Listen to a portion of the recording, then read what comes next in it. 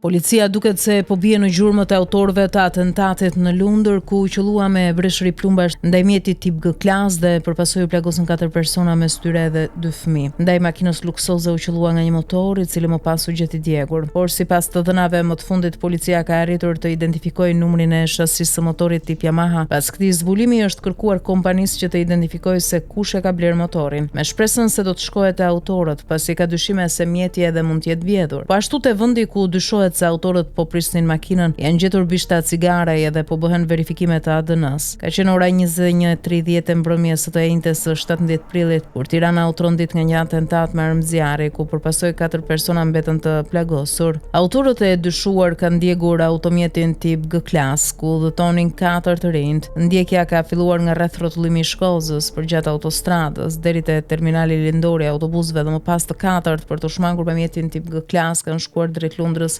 Kulminante ku autorët kanë qelluar me breshëri ka qenë në autostrad pranë Agropark. Më pas të 4 të rinj kanë mbërritur në Lundër për t'u shmangur autorëve. Dyshohet se makina e plagosurve ka lëvizur në përpjekje për t'u larguar atentatorëve, derisa dyshohet se ka humbur ndjenjat shoferi. Arend Stafa, 34 vjeç, Kian Mullahi, 19 vjeç dhe dy të mitur 11 dhe 17 vjeç mbetën të plagosur.